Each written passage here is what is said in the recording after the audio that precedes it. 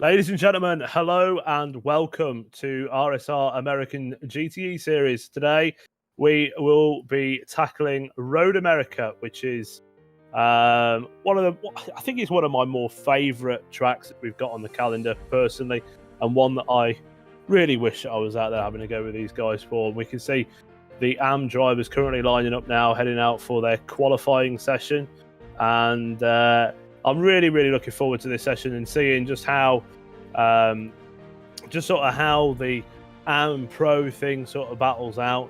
And we can see on the screen right now, we do have some information reference the track and the time and things like that, and also the track temperature. This is one thing that's very crucial, is the track temperature. It's just 28 degrees at the minute, and around this track here, when it gets hot, and there's a section just under the Corvette bridge, which is very intricate and very sort of slow with a very fast right-hander.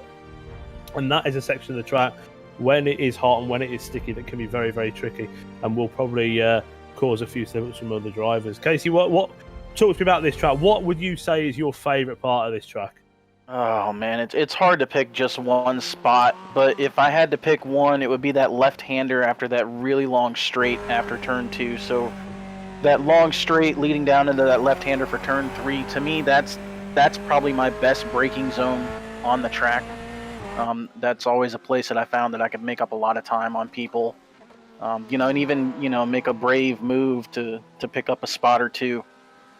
So this place, I mean, when we first started talking about this series, started throwing ideas out there, it was always in the back of my mind that we had to have Road America.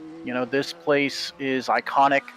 It's, one of the more prestigious tracks in North America when you think about a long history of road course racing, across a full spectrum of different series, from Indy cars to IMSA to even motorcycles. So this place has a little bit of everything, and it's you talk to a lot of different drivers and they'll tell you this is one of their favorite tracks because it has everything you could ask for from a road course. Yeah, definitely. I think my favourite section is obviously that kink. It's that very fast right-hander that in some cars is a complete flat, enjoyable, easy corner. In some cars, it can be absolute death, and it's a corner where through motorsport we have seen some monumental crashes, and not only just in iRace, I'm talking real world as well. Oh, absolutely. And it's a corner where in multi-class racing, I'd say specifically, that is one of the more tricky corners on any circuit anywhere, because of the nature of how sort of sweeping it is, and how some cars with some serious aero can take it flat out and be really on it. Get cars without aero, or without the level of aero, like a DPI or a prototype car, you're in a position where you'd have to maybe lift or even brake just to settle the car into there. So that's going to be, I think, one of the more interesting parts of this track. And of course, when tyres do wear, which is a natural thing, is it going to be flat? Is it going to be, is it going to be lift? Is it going to be whatever? But one thing I will say, and one thing I've noticed so far in the practice sessions, is the Corvette. As we've seen across a lot of other tracks, has been a very dominant car. Yet here, looking at the practice times, the quickest Corvette is actually in, I think, 5th position. So it seems to be this track favours the Porsche, but Jeff Applegreen in the M8 did set the quickest time in the practice session in the pros with a 2:03, which was actually 6/10 quicker than any other driver out there.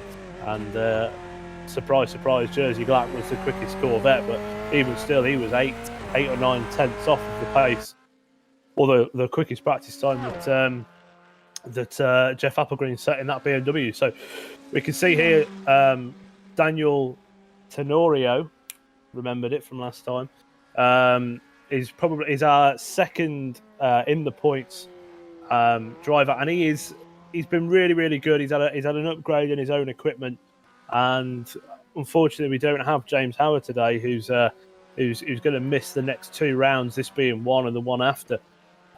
So I think it kind of falls on Daniel's shoulders to maybe close in that gap, which is around, I think, 60 points. So when I last looked at it, so it's about 50-60 points is the gap between the two. I think it's going to be an interesting race, and it's going to be one where maybe the Corvettes aren't as strong as the other cars. But we shall see as Daniel Tenorio comes up to this section here, which I was talking about under the Corvette bridge, and through this kind of left, right, and then down into quite a sharp 90-degree left-hander.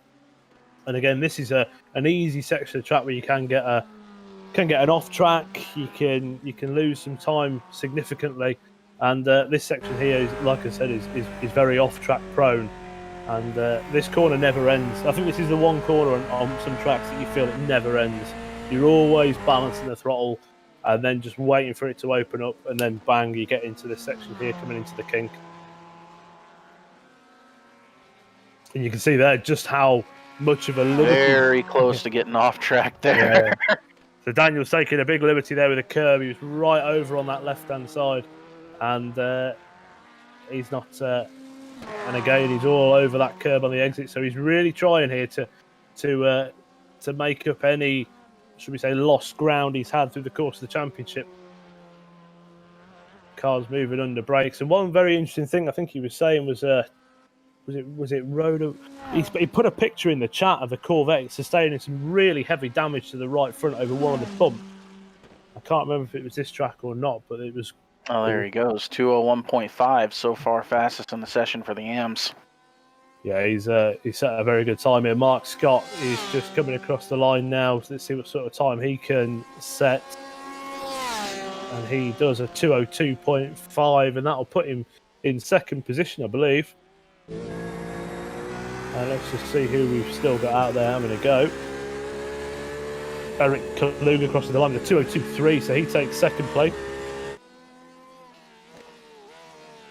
And Michael Kaluga comes across the line with a 202.209. So he just pips Eric for second place. And Blake Scott, I believe, is the last person to set a time. 202 dead. 202 dead. So there we go. It's the second place for Blake Scott. Really good bunching there. I mean, I appreciate Daniel's kind of pipped the pole, so to speak, with a good half a second quicker. But we've got the next sort of second, third, and fourth, fifth, all covered by sort of 0.3 of a second. So some really decent, really good quality lap times there, as we will call the pros out onto track now. Track is now live for pros. Can we have all pros on track now, please? One thing we haven't really mentioned here, Harry, is the fact that you were talking earlier about how you think the Porsches might have an advantage here tonight. Well, one of the reasons that might be, I think, is because obviously iRacing, they just put out their Season 1 build. And I haven't really looked at the notes or anything to see what was changed for the GT cars. But I'm wondering if maybe iRacing dialed back Corvette a little bit. I think that's going to be something that'll be interesting to pay attention to over the next few rounds. Is, as a whole, if the Corvettes seem to suffer here a little bit. Yeah, I mean, I read through the note and I didn't see anything reference the Corvette getting a bop. And I think Corvette's been pretty popular elsewhere, but here today, looking at the times, the Corvette wouldn't be your first pick of car, which is playing into the hands of the Porsche guys quite nicely, because, they have had, the, should we say, the rough end of the stick, so to speak, because it has been such a Corvette-heavy grid up to this point here. And not only that, but it really, a lot of the tracks we've seen them on, they really have smashed the Porsches into. They've had a huge advantage, yeah. And they just have set time after time of being super, super fast. So we're missing a couple of our key drivers today, but it's kind of expected as we go into a Christmas period. So I've not seen Joe Jr. out there. Obviously, James Howard is missing. There's a couple of guys that we usually see who aren't out there tonight, but whatever they are doing, we wish them the very best and wish them a very happy Christmas, as we do all of our drivers. And we hope them they have a good evening tonight and gives them a little break away from wrapping up Christmas presents, which I've been doing all day, and now I've covered in sellotape glue all over my fingers. Which is but yeah, and this is one that I'm very intrigued to see here what Jeff Applegreen can do in qualifying. He did a 2 minutes 0.3, so he's 1.2 seconds quicker than the current leading AM time, as Jeff comes across the line now to start his first lap, I believe. We're going to see what sort of time he can do. Now, there is a bit of a bunch up of the pro drivers behind him. So there's Taylor Lane, Kenny Rodriguez, Christian Furs are all fairly well bunched up together. So draft might be one thing. If it's an aero thing where the Corvette is down, then maybe draft could be quite handy for these guys to do it. And like I said, behind Jeff is a good little group of 3 cars which are pretty close together. And we are joined, like I said at the start, we are joined tonight with some new drivers who compete in our RSR World Series. So we've got a good outing of the what they call? I've completely forgotten what they're called. Project Dynamic guys, forgive me. So Project Dynamic, and that's James Armstrong, Louis Egerton, and Calvin Dent are out there representing their teams tonight, which is 3 new faces into the series, and we do wish them the best of luck this evening. They are driving some, shall we say, questionable-looking cars because they are bright pink. Very pink Porsches. Pink Porsche, yeah, pink pig, but a very vibrant pink pig, as you can see James Armstrong there in one of them, and not the usual colours for Project Dynamic. They usually have like a really nice matte grey carbon fibre with some very vivid yellow highlights. Christian Furs has just had a big moment through the kink, put all 4 wheels off the racing surface, and probably would have, well, in 100% would have picked up a slowdown for that one. So he's really pushing that Corvette to try and get everything he can out of it, and unfortunately pushed it way too far and nearly binned it. So here we go. Now we're going to see some of the first times these guys cross the line. Jersey Glack only goes slightly quicker than Daniel, but Jeff Applegreen smashes it out of the park with a 2-minute point 2-minute.3. Well, Taylor Lane is in second at the minute, provisionally with a 2:01.2, and Jersey Glack, like we said, with a 2:01.5. Most of the guys behind, well, Christian Furs would not be setting a lap. Oh, and Louis Egerton has binned that pink Porsche. Right side of that is all crippled up. What happened? Oh, trying to see what happened to Louis. Oh, okay. Very interesting place to lose it there, Louis. But that is broken. So Louis Egerton will not be setting a lap time, and the new driver this evening will not be putting any time in because that car is completely binned. They only get 1 shot at their qualifying. Well, he hasn't parked it. He's still working his way around. I think he's going to try it here. Try and set a lap in that buckled car. Is it crabbing or is it me? I don't think it's crabbing, but I mean, I saw him going through the first corner and it looked very unstable. I think Taylor Lane has had an off track because he's slowed up and he's just let Kenny Rodriguez by, and he's had an off track in that 90-degree left-hander before we get into that bridge section. Yeah, he did, and there's a very fat right-hander, and he's put 2 wheels off there and got himself an off track. So Taylor Lane will be setting a 2:01.2 and will not be improving on that time.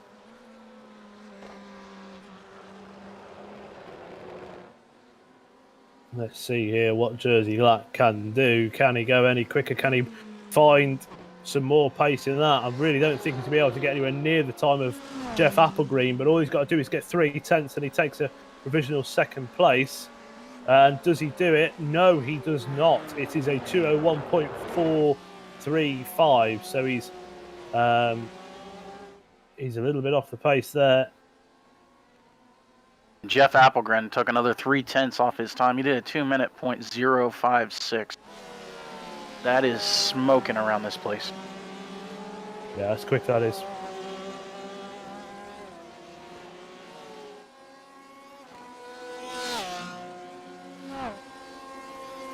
And who have we got here? Tom Masakis is slow. And what sort of time has Tom done? 203.983. He's quite off the pace as Tom there. Anthony Johnson in the Porsche with a 2:01.1, and he bumps into second. James Armstrong with a 2:01.1 as well in second. So here we see Porsches 2, 3, 4. There you go. And that is qualifying done. Casey, take us through the qualifying results, please, sir. All right, so Jeff Appelgren, 2-minute .056, over a second faster than second place Antony Johnson. So first and second in pro. P3, James Armstrong with a 201.161. Taylor Lane comes in fourth with a 201.252. Jersey Glack, 201.435. Calvin Dent, 201.486 in sixth. Seventh is Daniel Tenorio. Believe that he is the first AM driver at a 201.581. Eighth is going to be William Paisley with a 201.632. Kenny Rodriguez in ninth. Blake Scott in 10th. Steven Martinez 11th. 12th is Andrew Hewson. 13th, Michael Kalaga. 14th is Eric Kalaga. Jacob Schneider in 15th. Mark Scott 16th. 17th, Louis Egerton. 18th is Lyden Lee. 19th, the last driver to put in a time, is Thomas Stakis. And then Christian Furs, for whatever reason, was not able to get a qualifying time in. He will be starting 20th.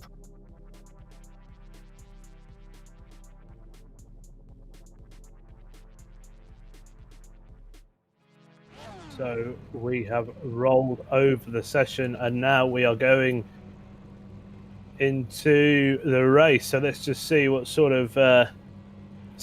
Very interesting to see that the Porsche is the go-to car here, and it's going to be interesting to see just what they stand up like. I mean, we've not seen a race yet so far this season where the Porsche has really been as dominant as it has here, and it's going to be, is that going to put some people who are usually quick in the Corvette on edge? Do you think it's going to have an effect on their driving? Are they going to, they've found themselves in a position so far this season that they've not been in, the likes of Jersey Glack and Kenny Rodriguez and people like that, and Andrew Hewson as well, so far down the order and in with drivers that they've not been racing with up until this point. So yeah, absolutely. If I'm one of the Corvette guys, I'm kind of scratching my head right now, especially Jersey Glack. I'm going like, what's going on here? He's chasing the field when usually he's out front. So,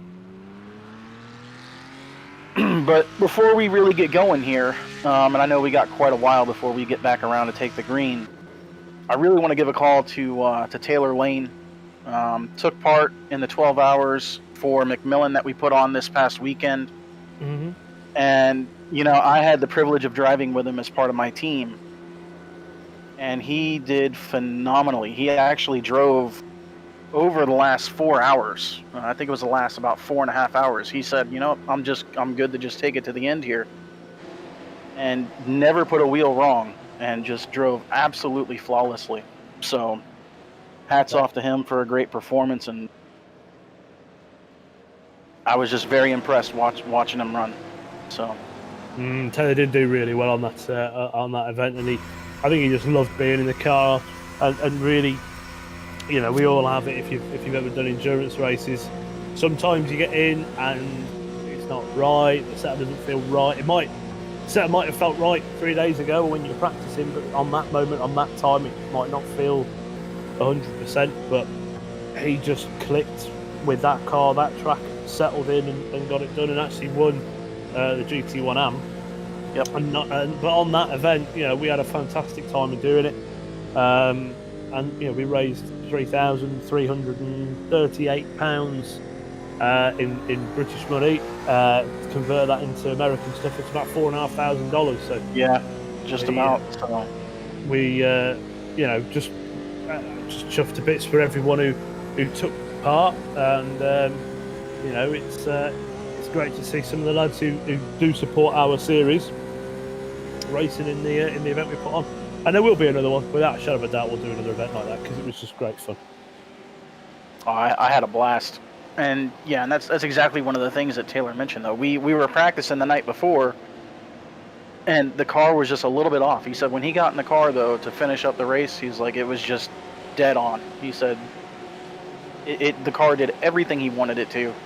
And I think that's why he didn't mind spending the extra time in the car. He said he was just having an absolute blast. So, again, hats off to him, hats off to everybody that took part, and we greatly appreciate it. And it was a heck of a race. So, looking forward to the next one whenever we can put that one together. Yeah, and we will do. There will be another event, and but I think it's time that we really focus on what will be happening here as these guys come through to the latter part of their pacing lap. See some flashing lights, and those pink Porsches are just sticking out like sore thumbs all over that track, aren't they? You've got all these nice sort of well blended skins, and then there's just 3 dirty, whacking, great pink Porsches, just making it all look interesting. But yeah, I think I've got to go with Jeff Applegreen. But one thing is, we have seen, and you know, we have seen some mistakes from Jeff of his own doing, and a couple of mistakes where he's been in a pack and something's gone a bit squiffy in his end. So I think he'll get the job done. But yeah, with the pace that he's got in hand, you're talking almost a second a lap here. If he doesn't mess up in the first couple of laps, I mean, I don't know. It's going to be really hard to bet against him. But we're about to find out as they're coming out of the last corner here. So here we go. They are into the start zone now. And control of the pack does pass over to the lead car. And Jeff Applegreen floors it. He is away. And that has delayed the start back a little bit from Anthony Johnson, who's just fallen behind one of those pink Porsches on the outside. James Armstrong on the inside with Taylor Lane. Taylor does look to the inside, but there's no room there. And the inside train is going as Anthony just slips in between Taylor Lane, and I think that's Louis Egerton and Jersey Glack is looking for a move. Yeah, he gets the job done there. So again, might be an aero thing, but if you can stay within the draft of these cars, let's just see what sort of pace he's got down this big long straight here.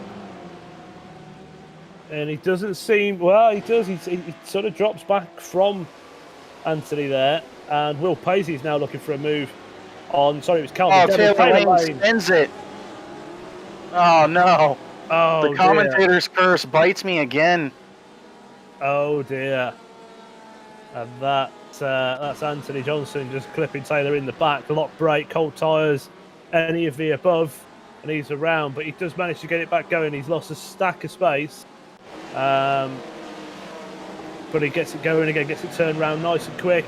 He's already making up a couple of spots. Taylor is driving really hard right now. Well, he's going to want to. I think Anthony's letting him back through as rightfully should do. Contact on the track, obviously.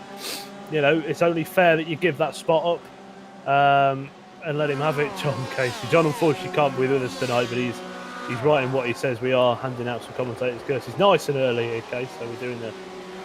You know, I'm just gonna not give anybody any props anymore because every time I do, oh man, kills them. We're killing people out there. I can't win, and I'm sorry to Taylor about that.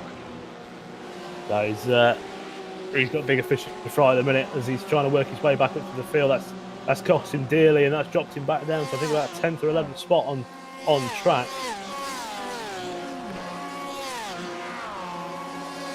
But here we go. I think, and again, I think this is where, you know, he's going to want to be trying to get to the front. But the ultimate thing is, do not make mistakes. Don't get it wrong.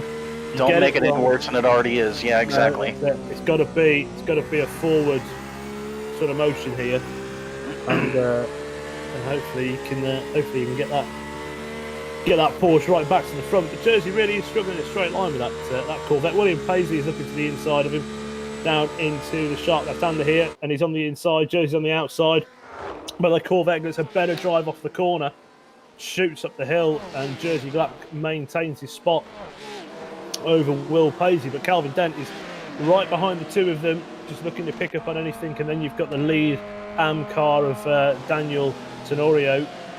Jacob Schneider's going for a lawn mowing exercise there.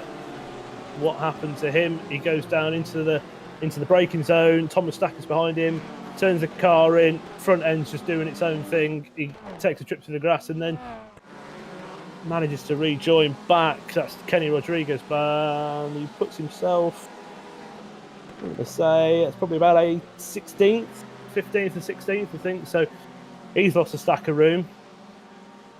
He's been wanting to get himself through the field as quick as he possibly can. Will Paisley looking again to the inside, but he's locked up massively. Will Paisley puts himself into the barrier.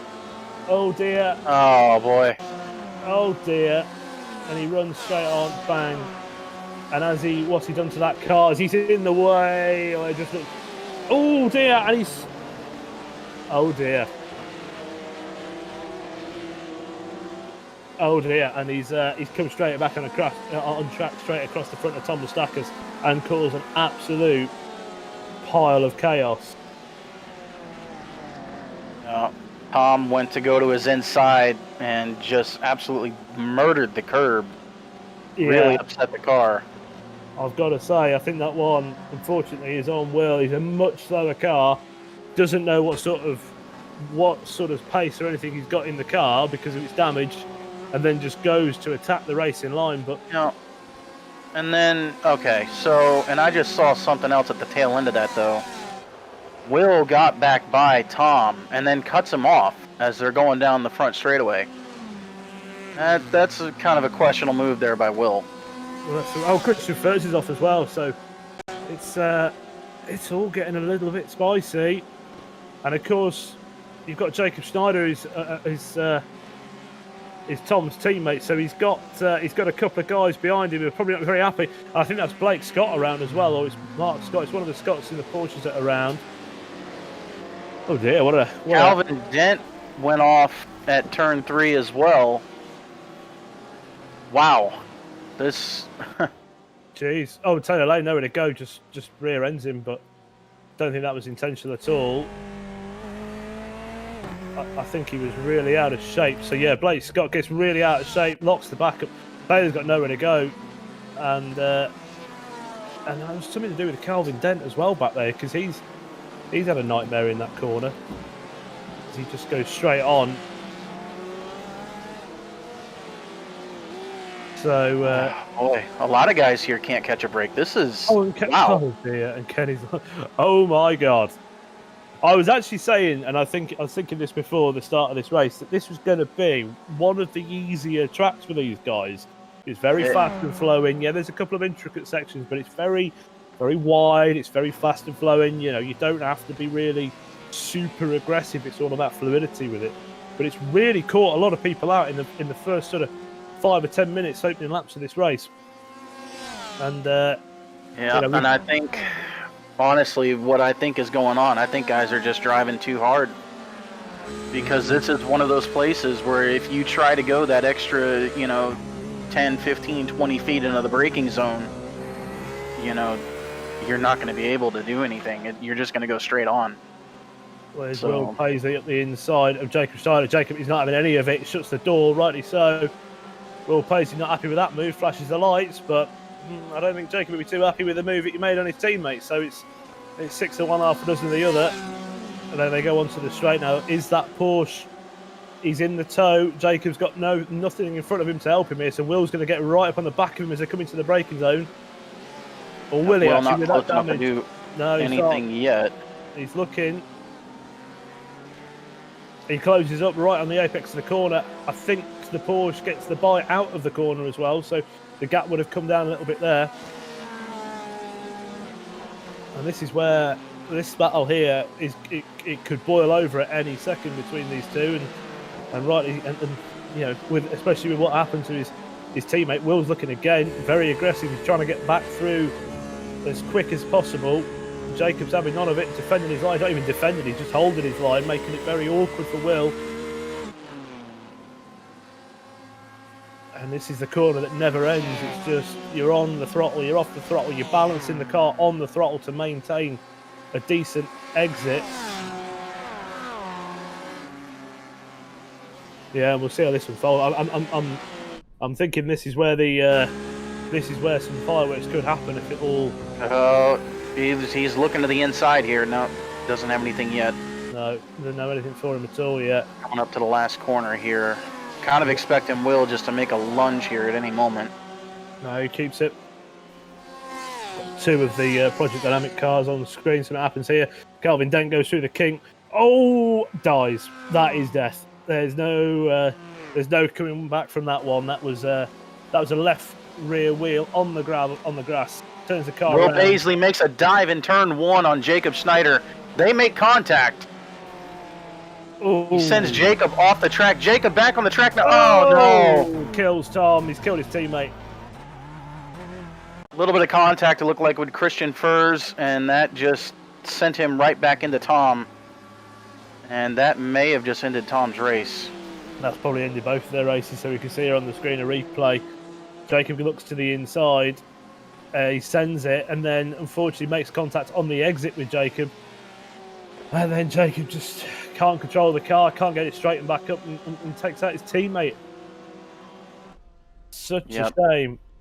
Such a shame there. I was waiting for. I could see just the attitude with which Will was driving with, and I was just waiting for it to happen, where he was going to make that move, and he tried pulling it in turn 1 and just couldn't hold it. It was a very do or die effort, that was, and unfortunately it was. I mean, I lied to say that Jacob did leave him the room on the outside. I don't think he turned in, but you know, he's not going to become invisible, and he's got every right still to be there on the apex. Will just drifted out, made the contact, pushed Jacob off onto the gravel, and then, you know, you might as well take your hands off the wheel and shut your eyes at that point, because there's nothing you can do. And we still Taylor Lane dicing with death again on the exit he's just going over the curb. So Taylor's not. Yeah, as soon as Will made contact, when Jacob was nothing more than a passenger.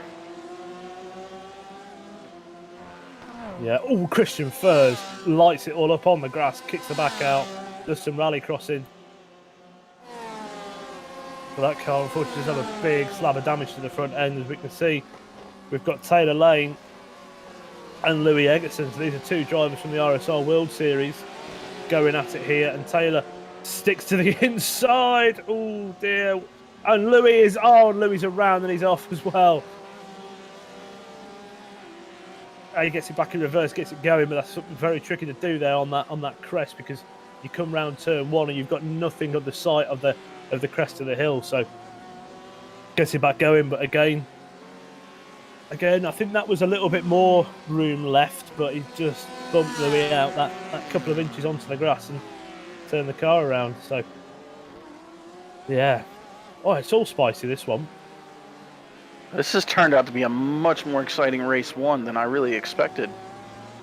Yeah, I was semi expecting some big gaps and stuff, but we haven't had any of that.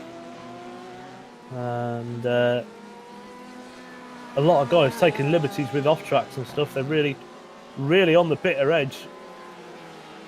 But Jeff Applegreen is he's off in a league of his own right now. Yeah, he's checked out, hasn't he? He's booked it.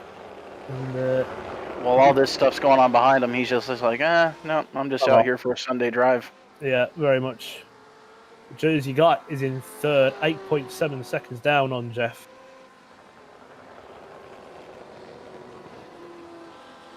Not often we haven't seen it so far this season at all, where we've got Jersey Lack 8.7 seconds behind Jeff Applegreen. No.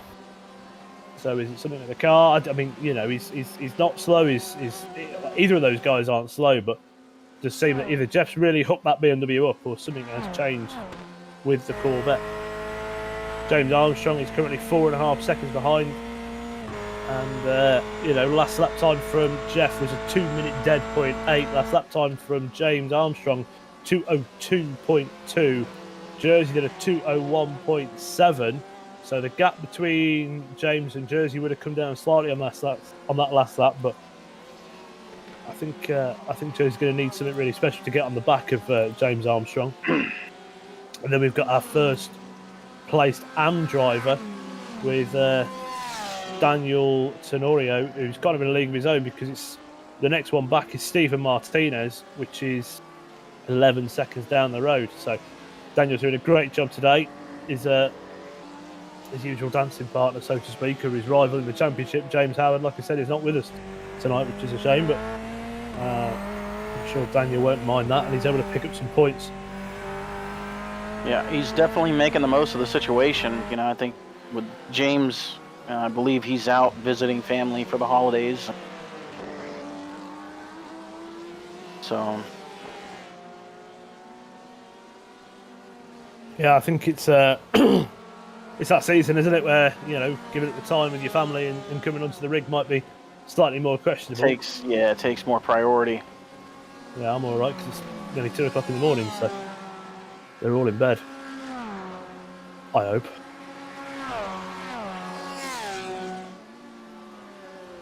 I think this race has slightly simmered down now, which is what we want. But yeah, the gaps are kind of opened up between everyone. Louis Eggertson's kind of, I think, got a bit of a charge trying to get himself back through the field as he comes up on the back of Stephen Martinez. But again, Pro-Am, that shouldn't be a battle on track. It should be a nice easy thing where he sort of gets out of the way. But Taylor Hayes managed to get himself back up into 7th, so he's done well to push himself back through the field, and he's actually doing some pretty decent times. Last lap from Taylor was 2:02.1, so he's on the pace of the guys ahead. Andrew Houston 2:02.3 is the second place Corvette on the grid at the minute, but he's got nothing for the Porsches. The Porsches are just setting some really decent time, apart from the BMW, of course, with Jeff Applegren at the wheel, but Porsches have got the pace at the minute. Yeah, they definitely seem to have helped the Porsches with the last update that they've done. But yeah, I'm really shocked with how far off the Corvettes are, and it's not like it's just one of them. It seems to be across the field. So that's going to be race pace between the Porsches and the Corvettes. It's not miles away, because we can see the times that Jersey's doing, but Jeff Applegren in that BMW, for some reason, that car, this track, is just all the right buttons are being pressed, and his race pace currently is a second quicker, really, than anybody else out there. So he's got that hooked up, and off he goes. James Armstrong has just put a wheel right over the curb on the exit of the kink. He's trying to catch back up. Whether he's got anything in the arsenal to catch back up, I don't know, but he really did hang the left-hand side of that car perilously close to danger.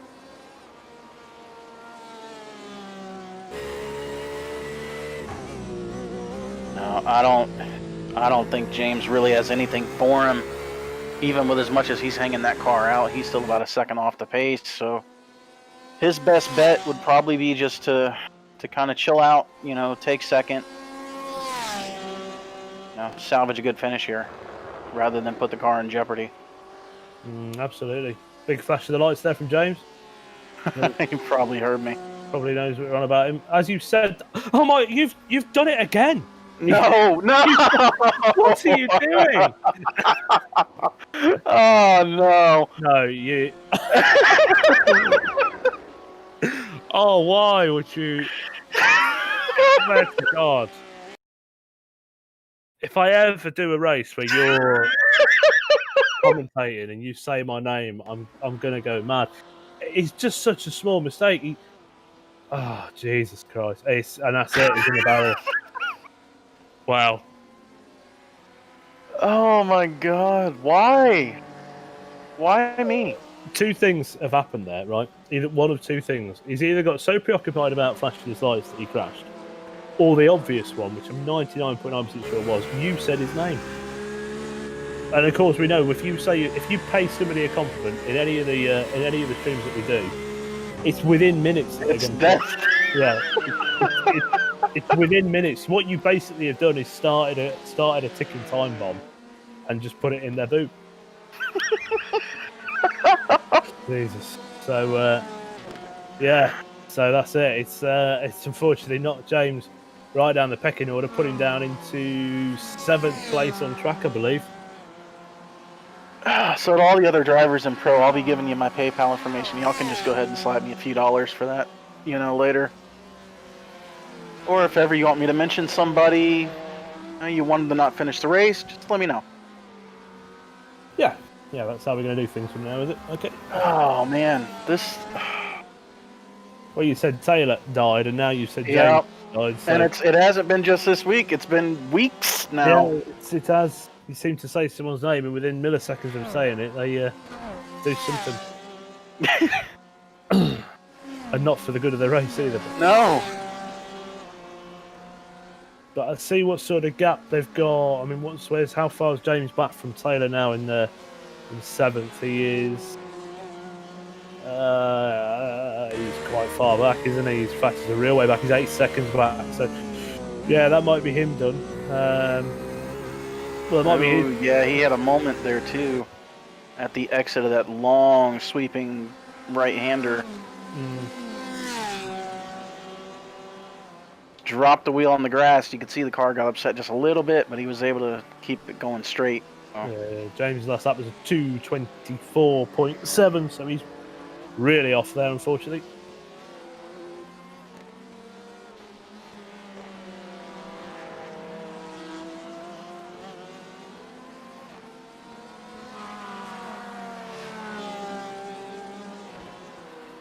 And this is another new driver too. It was he's Anthony Johnson. So Anthony Johnson's sporting that rather handsome-looking white, green, and black Porsche, and he's on the back of Andrew Hewson, and that will be a battle for position. Taylor Lane's just 5 seconds back from these two, but I think the Porsche's got a little bit more pace. Let's have a look at some lap time differences. Anthony Johnson last lap 2:01.9. Sorry, that was Andrew Hewson. 2:01.9. Last lap from Andrew was a 2:02.1. Anthony's was a 2:01.9. Sorry, so quite a big difference there. But didn't Anthony just have a little bit of a moment? He's really dropped back. He did. He had a massive moment there. Missed that. So he's just spat the car completely sideways through the kink. Oof. Into the barrier as well. He's took some pretty heavy right front damage. Oh, yeah, that's definitely not going to help him.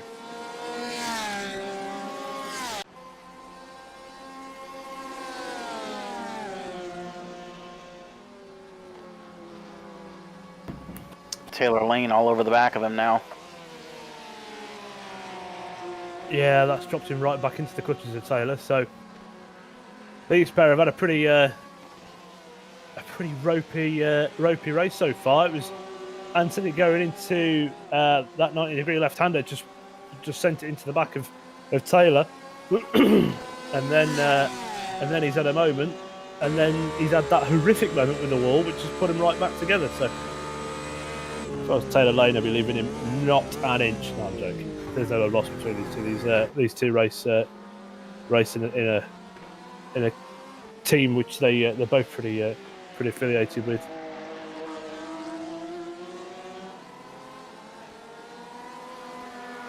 I wonder if wonder what the aero difference is like between these two cars, because they both took some knocks, and don't forget Taylor did have that incident with an AM. I think it was Blake Scott, wasn't it, where he hit him on the apex of. Well, he just barely got into Blake, going into one there. It was enough to probably. It was enough to upset Blake a little bit. Yeah, it got him off, just past the curve there. Oh, Taylor runs way wide. Jeez. Wow. Easy, Taylor, easy. It was. That was a hearty mouth moment again, and Anthony runs. Oh, Anthony off. He shoulder checks the barrier just a little bit on the way by. That has put Taylor back up into 5th position overall, 4th place in pro. Has Taylor just gone off the track again? I hope not. No. I'm pretty sure he has, because he did. He really went off. Oh. He's hit the curb, he's bounced over to the right, the car's just got all manner of out of control, and he's gone over the grass. So yeah, he did. Wow, I missed that. Jesus. We have an 18x limit on the race for these guys, and I'm pretty sure that some of them are getting close. In fact, my eagle eye. Are you able to see the incidents? I can't see. I can see, and getting through. I'm not going to say because Okay. Yeah. No, that's fair enough. I'm not going to do what you do and jinx somebody. I'm just gonna. I've got that information in my head, and I'm going to leave it there because that's where it's safe. And if I let it out, then obviously someone's going to get really upset with me and probably get 4 incident points on one lap and get DQ'd. Oh, I mean, it's to the point where if I even think about mentioning someone's name, Don't do that. there we go. Don't do that. Don't mention it.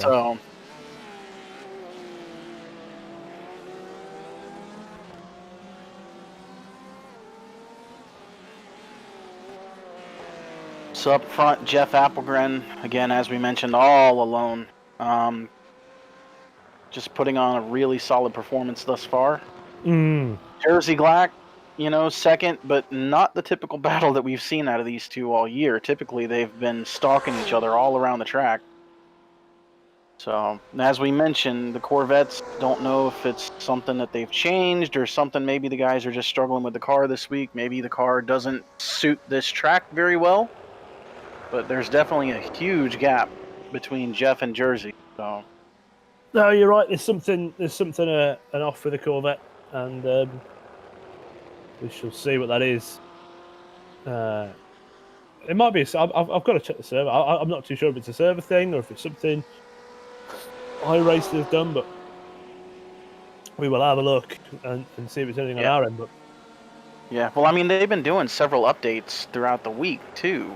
So I wonder if it was something in there that they've just been like, you know what, we're just gonna dial this back a little bit. So.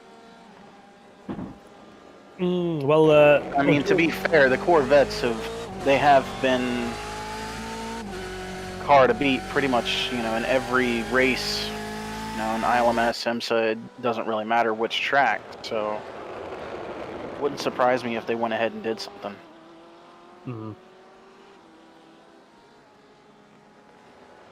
Yeah, it's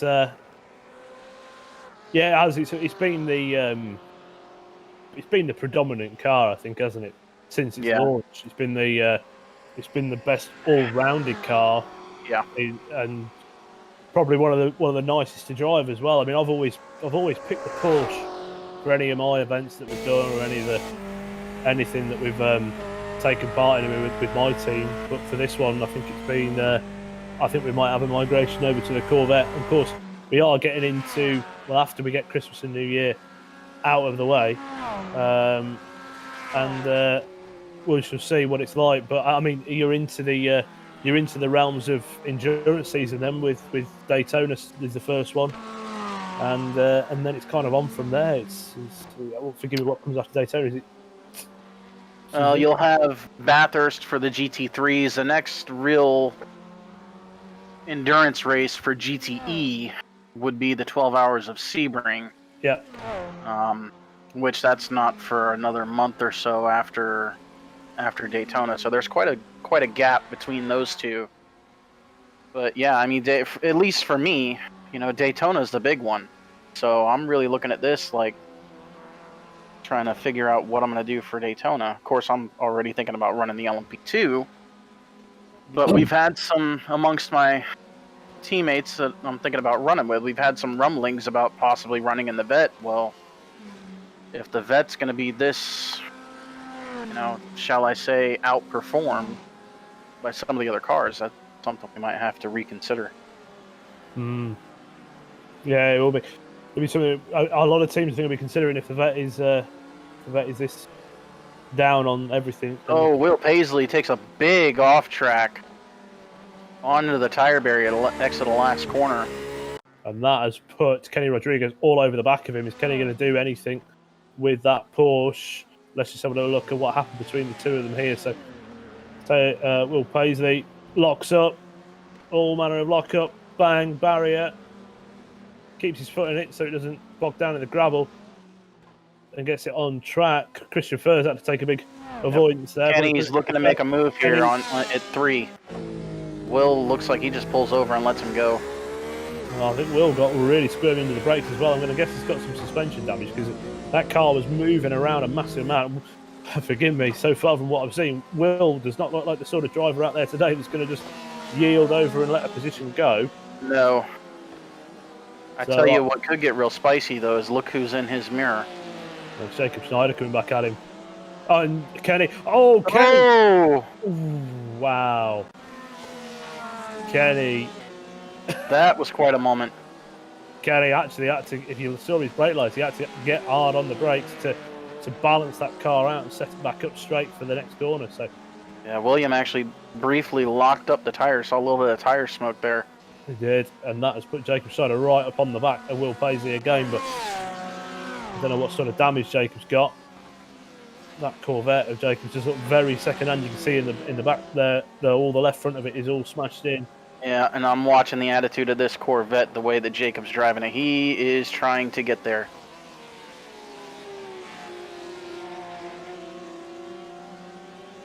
So we are on the white flag lap now.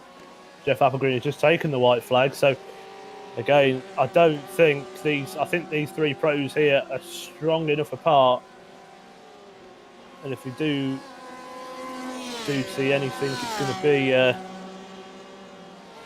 I think it could be between Will Paisley and Kenny Rodriguez. Will Paisley has been running some fairly decent times, 2:02.6, 2:02.2 with a perfectly clean car. And Kenny Rodriguez' quickest time is 2:01.6. Kenny's not slow in that Corvette.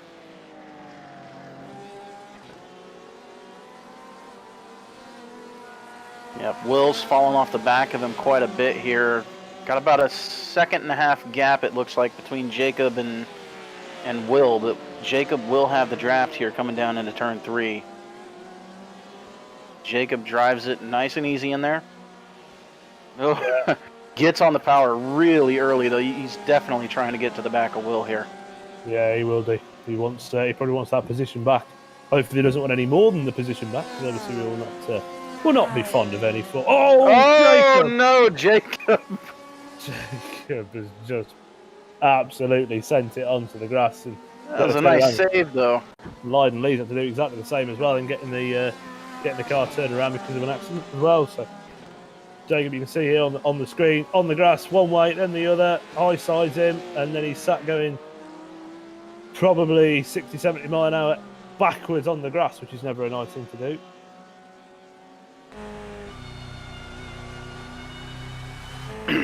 Jeff has crossed the line and he has won. Sorry, we got that caught up in the back and we failed to mention that Jeff Applegreen has just won the race. And well done to Jeff in that BMW.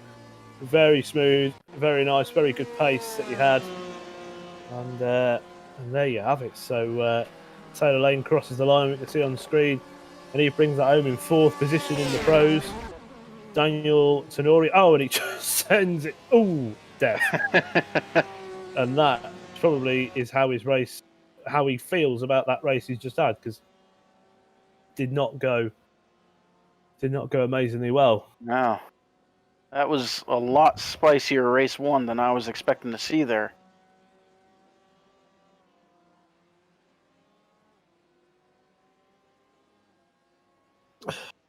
So, Casey, if you'd like to talk us through those, I'm going to sort out the grid results.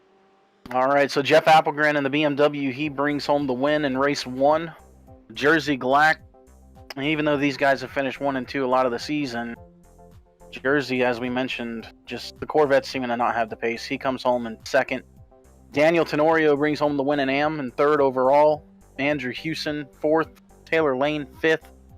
James Armstrong in 6th. 7th, Anthony Johnson. 8th, Steven Martinez, 2nd in AM. 3rd place in AM, Eric Kalaga.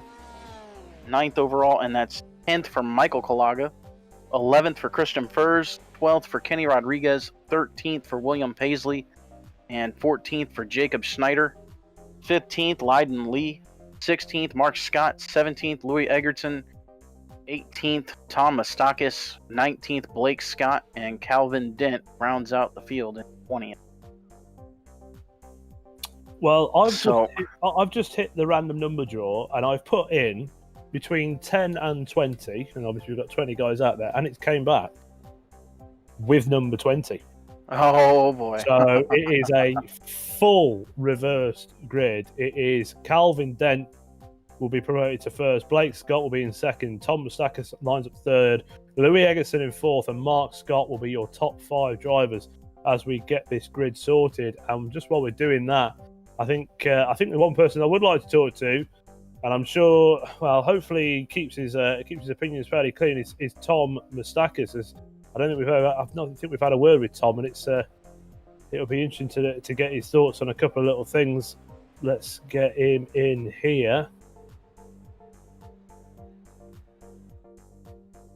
Tom, welcome firstly to the broadcast booth. Give me some clean thoughts on how that race went for you. Not very good. Obviously. It's a I thought we had an okay car. It was driving okay. The driver is not me. I'm not so great. But car was under me pretty good, and then I just ran into some stuff. Yeah, we saw some of that. Now, Tom, excuse me. Now, as a driver, and we were talking about this throughout the broadcast, there's a difference now between the Porsches and the Vets, where the Vets have seemed to have the advantage here over the last, really entire course of the season.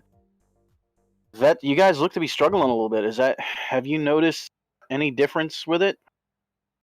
Seems like here the Porsche gets off the corner pretty good, and this track has a good mix of high speed and low speed corners. So you're either really braking a lot for a corner or you're not braking at all. And it seemed like the Porsches were really, really good down that long backstretch. You come off the carousel, and then they can take the kink really, really better than we can in the Corvettes. And they seem to have really good top end speed going into like Canada corner, and then on the front stretch they have, as long as you get off that last corner, they have it looks like a little bit of some speed advantage. So it looks like there's something, it feels a little bit different out there than it's been the last few weeks. Okay. Yeah, and that's kind of what I was wondering, because it does look like maybe iRacing's perhaps changed something. As I mentioned, I haven't really gone over the notes or anything as to anything that they've changed, but it has been kind of shocking to see the Corvettes struggle quite a bit.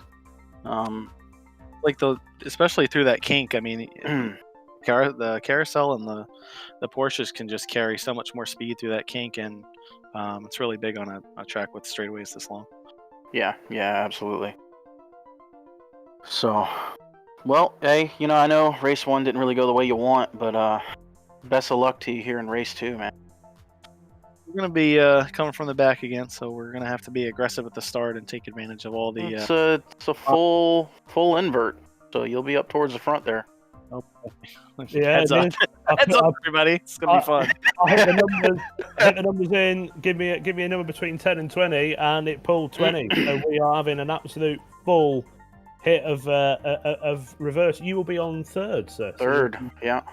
I think I started third or fifth last week in the second race, Mid Ohio, and I've been kind of cautious on the starts of these second races because it's just a little crazier than the first one. And last week I told the guys who were in my channel with me, I said, watch out, because I'm going to be aggressive, and I'm either going to probably wad everybody up or I'm going to make it through. And I made it through and ran well until I decided to miss turn 1. So I'm going to be aggressive again on the start and try and stay up front. Well, we wish you the best of luck. It goes without saying you've had a shocker in race 1, and I hope you set the score out for race 2. The session has just gone live, so get yourself out there, mate, and best of luck with it. Yeah, thanks, guys. Should be fun. All the best, man. Good luck. So, grid is now just going live, and we are going to get ourselves in there and start reporting on what happened and where the action is going to be. So hit that button there. So yeah, interesting race. I'm a bit really. I'm trying to find something to summarise that, but it was quite, it was a lot of different things going on. We saw a lot of disparity in things that we've seen before, with the Corvette being quite off pace, and a lot of drivers obviously making some mistakes that we don't necessarily see from them. So interesting stuff. Yeah, it was good. I enjoyed that. It was really an interesting race to watch. That was actually a lot of fun, at least from a spectator's standpoint. So, really, I mean, and as if things couldn't get any better, now we've got the full invert for race 2. So, yeah, absolutely. It's strap in, because I think this one's about to get wild.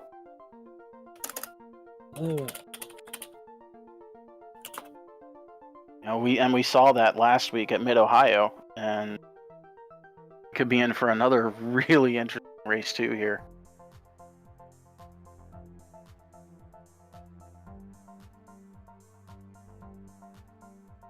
Very much so, and just put the announcement out for the guys to get in the session.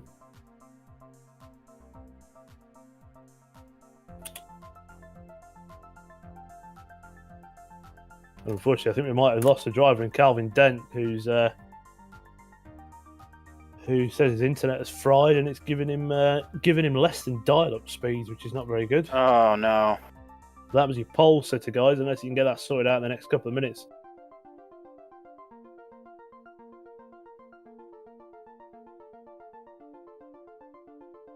Yeah, that's a shame. So, Harry, thoughts, predictions? What are you thinking here? You know what? Jeff Applegreen's got a lot of work to do. Oh, absolutely. And so has Jersey Glack. And with the speed of the Porsches, I think I don't know. Is my honest prediction, and I really don't know. I think it's going to be. I think it could be wide open to anyone in the midfield to grab themselves something special there, because some of the pace that we saw from people like Anthony Johnson, Taylor Lane, Kenny Rodriguez was not slow at all. He was a really quick guy. He did a 2:01.6, I think was his quickest time in race trim. So there's some seriously quick guys out there, and I mean, yeah, we'll just have to wait and see sort of how it goes and what plays out. I think there'll be some guys who are probably a little bit what's the word? A little bit upset maybe with how things have panned out in that first race, and maybe they got every reason to do, because it was a bit fraught between a few of the guys. So we might see some fireworks with that. Yeah, there were definitely some moments where some guys had their elbows out and didn't mind using either the side or the front of the car. So that's something you definitely got to be mindful of as a driver. If you were involved in one of those incidents in the first race, might be in line for a little bit of payback potentially. And that's something you potentially see when you get guys racing against each other week in and week out. We see it in real life. We see it in, certainly see it in some racing quite a bit. So. Well, it was one thing that I can hand on heart say that goes with league racing and also goes with real racing, and this is from my experience and racing with the same guys week in, week out, which I did do for 2 years running in Oval Track Legends in the UK. There was always guys, I'm pretty sure none of them listened, so I'm going to say it. There was always guys that I felt that I could really have a good time in racing. I could get right up on them, we could door-to-door, wheel-to-wheel.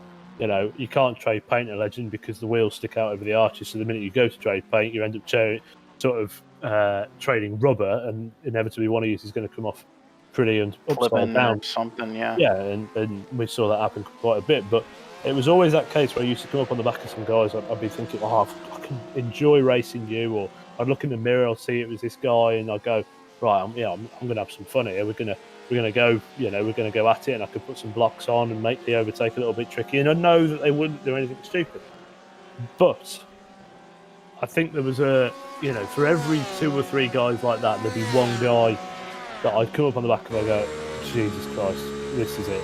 I'm either gonna, I've got to get it done now, like straight away, get past him and get gone, or he's going to do something. And you know what? It wasn't necessarily that they were dirty drivers, because obviously, they'd be removed from the series within the blink of an eye with any sort of motorsport. But it was the fact that they were just different skill set. Yeah. They got on the brakes, they'd lock up, they'd push out wide, and I had it at a couple of tracks and a couple of times where there was 2 or 3 people, and it was always kind of the same people that you'd be racing against, and they'd just do something wacky, and you're like, really, like, come on. You know, we're not. You know, a legend is not a not a well, like, sturdy built car. It's quite a fragile car in regards as the suspension is quite intricate and everything else, and it's quite a tricky car to drive, let alone have to drive a broken one. And the amount of times that we'd see, like, you know, buckled wheels and things like that because of stupidity. When you go out and you work all week and you get your paycheck, in the first place it goes is into your race car, and someone bends it, oh, you're mad. And yeah, it was, you'd have every right to be. yeah, we saw a lot of that in it, but it was really good fun. I enjoyed every second of racing, and even though, yes, there are the idiots, no matter what field of motorsport you go into. I mean, you can even go right up into the world of Formula One, and there are some guys in that where you go, you know, again, I don't follow Formula One religiously, but there are certain names that spring to my head, and I'm not going to say them. But, you know, there's some drivers in that you go, how do you get there to do that every week? Do you know what I mean? Mm-hmm.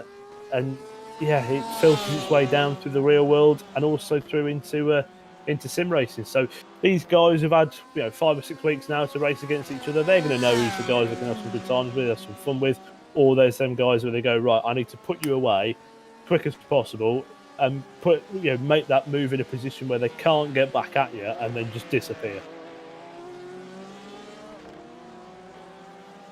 But, yeah, and there's definitely guys that I run into once in a while. You know, obviously I've never had the opportunity to race in real life, but you know, you get on iRacing enough, and there's certain guys that, you know, you start recognizing. Definitely some of that where I'm kind of like, I'll see somebody when I come into a session, and I'm like, oh boy, you know, instantly kind of the hairs on the back of your neck stand up a little bit. Yeah, it can be a bit like that sometimes, which is good fun, and in the same respect, not so good fun. So yeah. Yeah, you kind of build up that relationship with your fellow competitors as to who's good and who's kind of not good. You know what I mean? Or maybe not good, but who's maybe not up to your standard of safe drivers. Yeah. Yep. And we've got just 5 minutes left for these guys to get themselves in the session, and then the reverse grid. That could be, yeah. I'm looking forward to it. I'm looking forward to it with held breath, if that makes sense. Yep. I'm intrigued. No, absolutely, especially after what we saw in race 1, where I didn't really expect to see a lot of the stuff that we actually saw. So this really could be interesting here. And I'm going through the notes here that iRacing put out for their update, just looking to see if there was anything that they did to the Corvette in particular. I'm not really seeing anything, so potentially it could just be that this track doesn't really suit the Corvette all that much. So no, well, I think we'll see what happens in the race. And race 2, track conditions are different, they're cooler. So, you know, track conditions now are sorry, they're only a degree cooler. I think they're 27 degrees. It's a bit later in the day. It's a bit overcast. It's a bit gloomy in Road America, or wherever this is in to be fair, I'm not ignorant. I don't even know whereabouts in America Road America is. it is Wisconsin, Elkhart Lake, Wisconsin. Okay. So it's pretty far north. You know, not quite on the border of Canada. You got northern Michigan, still between Wisconsin and Canada, but it is definitely up there, pretty far up north. Yeah. It was only about an hour and a half from where I used to live in Illinois, so, but I never made the trip up there. Make my annual visit down to Chicagoland to watch the kickoff to the playoffs for NASCAR.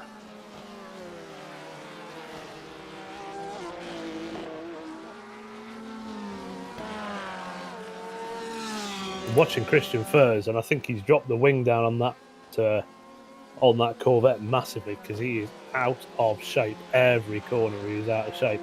Not having a good time in that today, as he inevitably buries it into a barrier. So he really isn't having a good time.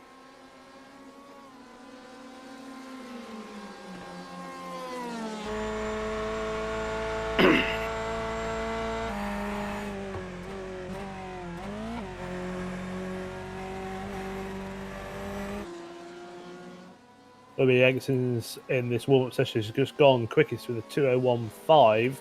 Daniel Tenorio is at a 2:02.1, so it's a little bit quicker than what I remember Daniel doing in previous laps. And Eric Kaluga in the Ford is at a 2:02.2, so some decent times. They're posted in. Christian Furs is on a 2:02.7, but if he's dialed the wing back on that, it's going to have. By the looks of it, he has. It's going to make it quite lethal. It's going to be really tricky, especially going through the kink. You really want that rear downforce on the car trying to go through the kink there, keep the rear end underneath of you. So if he's dialed it back a little bit, I mean, it's definitely going to help him down the straights, but he's going to have to keep that in mind every lap through there. Very much so, and yeah, it's going to be an interesting one. I think these guys have got just 2.5 minutes left of warm-up left until it gets rolled into race. So we'll see. We'll see how they get on, and I think forgive me, that's a yawn. Don't know where I was then. Sorry about that. How rude. Jeff Applegreen's just put in a 2 minutes 0.8. So BMW's still got a stack of pace, as he's proving, and Porsche is.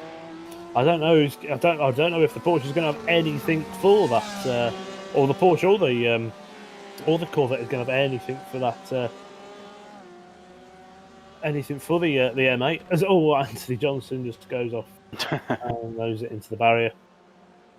That's a handsome looking car. That is. I like that.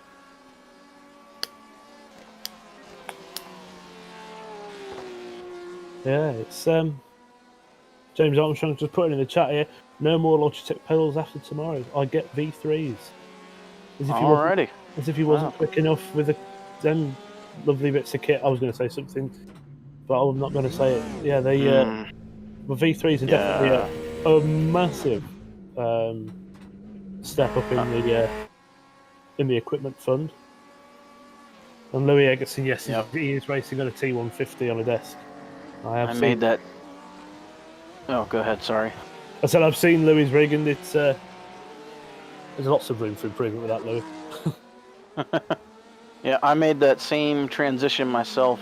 A little over a year ago now.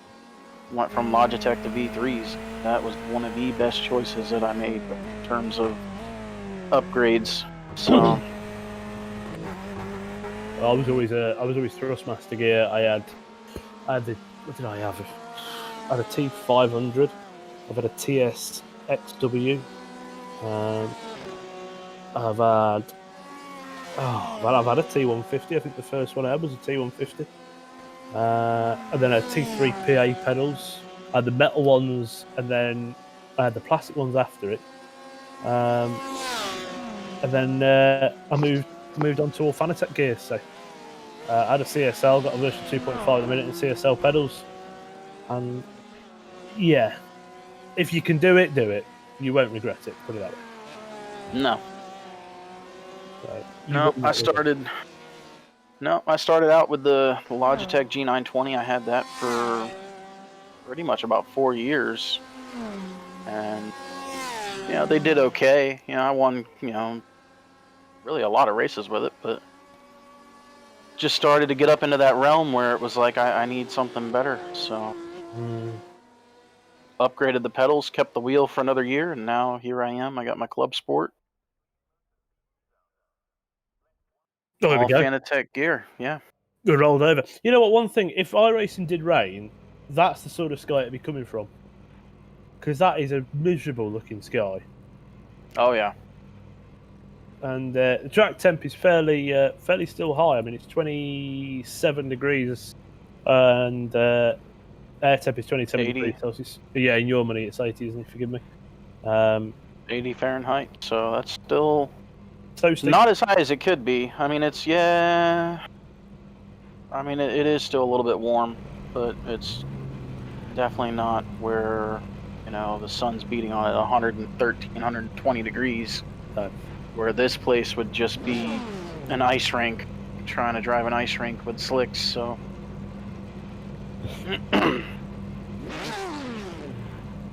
Alright, so all these guys gridding up here, getting ready to go. This is... I'm looking forward to this. Got all your fast guys here in the back. You know, Tom said it right from the get-go. He's going to be pretty aggressive here on the start, and as he should be. You know, he's got a real opportunity here if he can keep his nose clean. If he can get out to a decent start. It's not going to be easy for guys like Jersey and Jeff, Taylor Lane and Daniel to come up through the field here. So, you know, especially if they stack them up in turn one. Yeah, I know. I agree with that. I think we're going to we'll be seeing some interesting stuff. And I think there's two drivers just side by side, and that's going to potentially cause some stuff. Is Will Paisley and Jacob Schneider. Jacob, yeah. Now Will Paisley has put out an apology in the chat to say he does apologise for what happened. Yeah, bless him. I've just been reading through it. He's pretty much owned up to everything and said it is all his fault, which, you know what, it was. No, I'm joking. Well, it wasn't. It was. I think it was. You're obviously trying, and fair play to you, and you know, thank you for being a part of the series. And it takes a bigger man to put his hands up in the air to say sorry. So we do appreciate that. I do anyway. That's classy. I can't talk for the guys. They still might want your blood. I don't know. But we'll see. And we do wish you well in this race, Will, and to all the guys out there that are coming through on this on the pace lap, which is quite a healthy long pace lap. So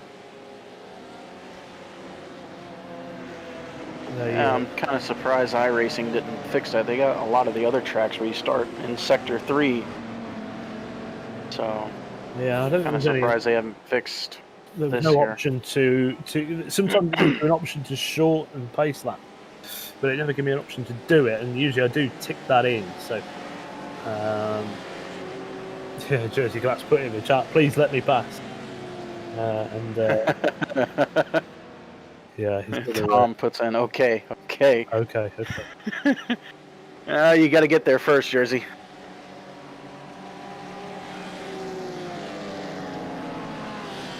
I'm just going to reply to a message the drivers put out.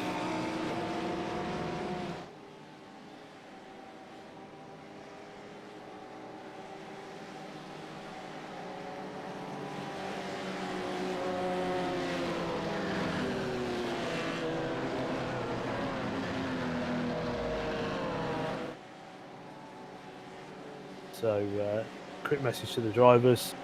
Let's get them sorted. Best of luck here, guys. Please do remember the start zone procedure. So anywhere between the curb on the left up the hill and you follow the car ahead. Best of luck, enjoy, and try not to kill anyone. It looks really bad on all of us. So that's the little message put out to the drivers. Hopefully they've listened to it. So we got Blake Scott here leading the field to the green. Pace car ducks off. Blake holding the field here. He is in control. Very much is. And he waits for the green. Now we go.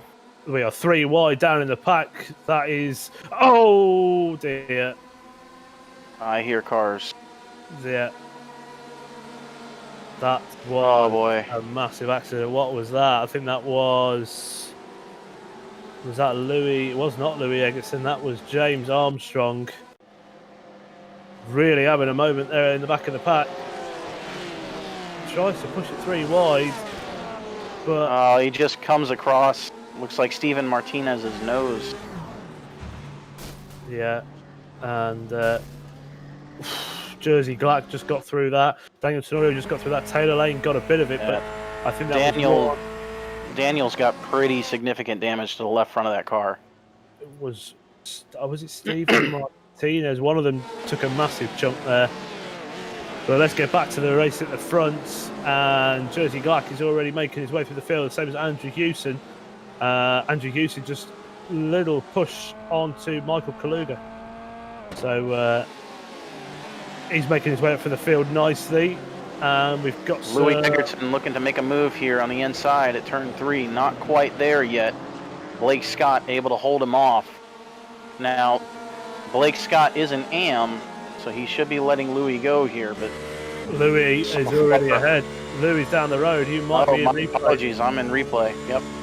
So probably Louis is down the road. He's got past Blake Scott, and now he's going to be putting a gap. But there is a car in the grass. That's Jacob Schneider, all in the grass on the exit of the kink. Jacob. He's kept it all in a straight line, so he's doing okay at the minute. But that was a very scary moment for him and probably everybody else behind him. Thomas Stackers runs out a little bit wide, and that's Will Paisley. Oh, it's these two again. And Will Paisley's up on the back of Tom. And I'd like to think a little bit of patience might be applied. Will probably has got a bit more pace than what Tom has. I think the Corvette, if it has been nerfed back, then it's going to be. It shouldn't be too hard for Will to make that move round Tom in a clean manner. Is he going to look down here? He's looking to the inside. No, thinks better. No, he doesn't. He goes for it. Properly locks him up. Now Jacob Schneider's got to run to his inside here going into 2. Does. Will gives him a little bit of room. Yeah, he does. We got a car off. I think Christian Furs he's lost it mid corner, spins it around. Ooh, nose it into the barrier. It's not the end of the world, but it does really affect him as he's on the grass. He went wide at turn 2. Yeah. Yeah, he's not having the best of days again.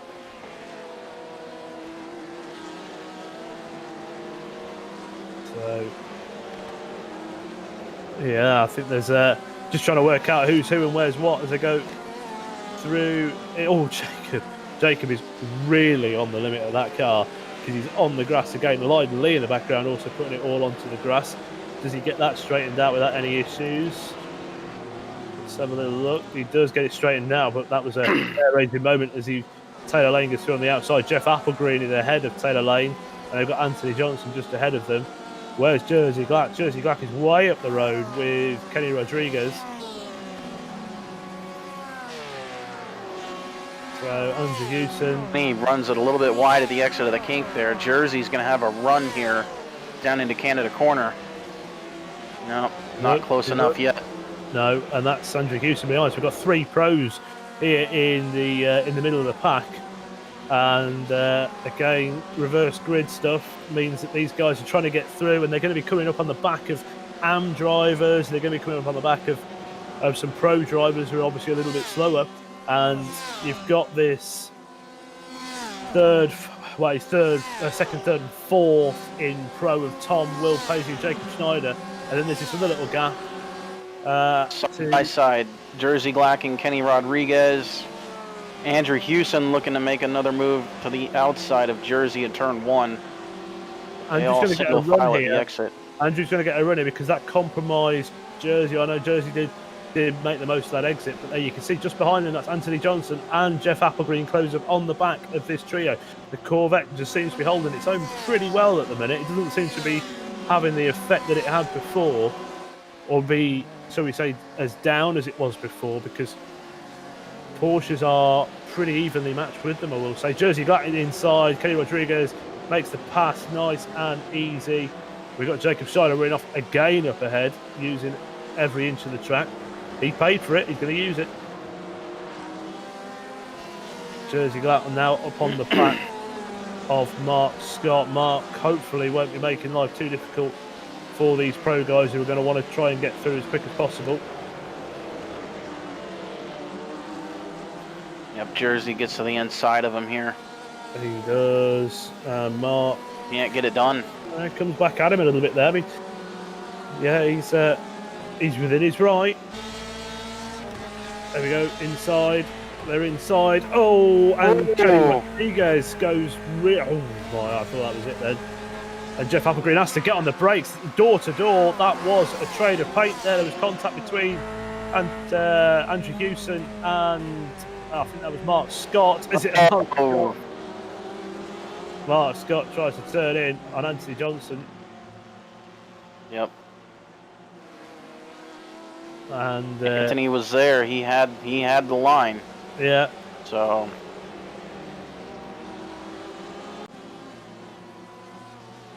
Yeah, there's some issues with Mark's mic. Unfortunately, we're trying to make out what he's saying. He sounds like R2D2.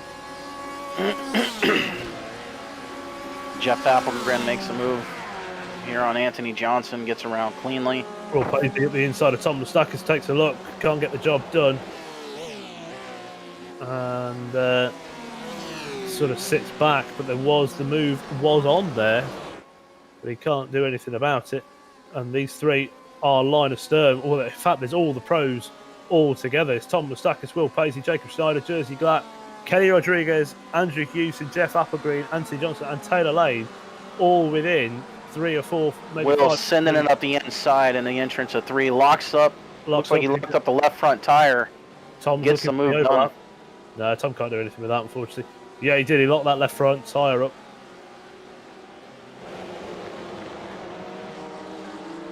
Jeff Applegreen on the back of Andrew Hewson.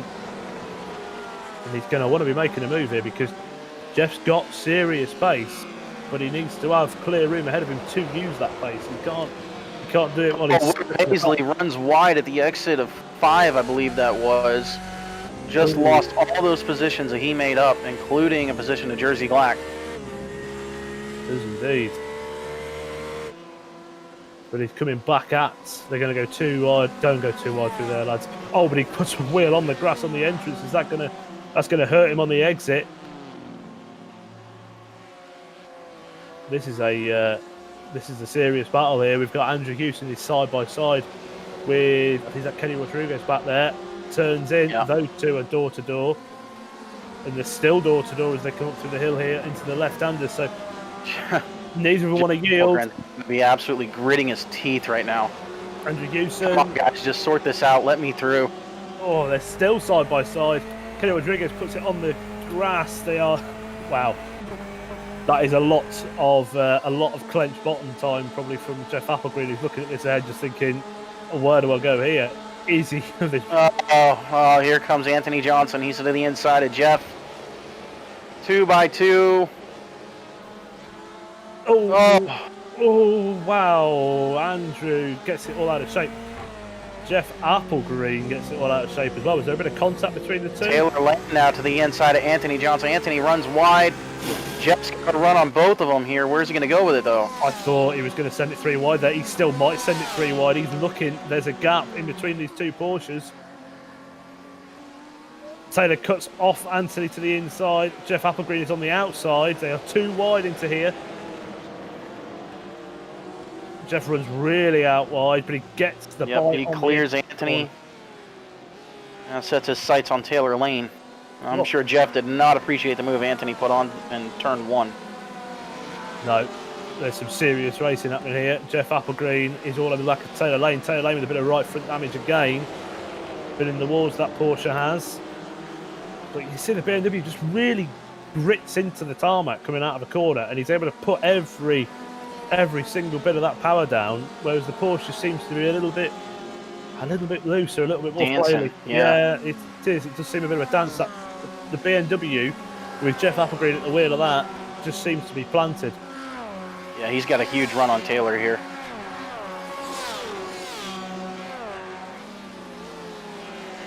Can't do anything with it yet. No, we got a car off the head. I think that's Jacob Schneider's put 2 wheels onto the dirt. He's kicked up a load of dirt there.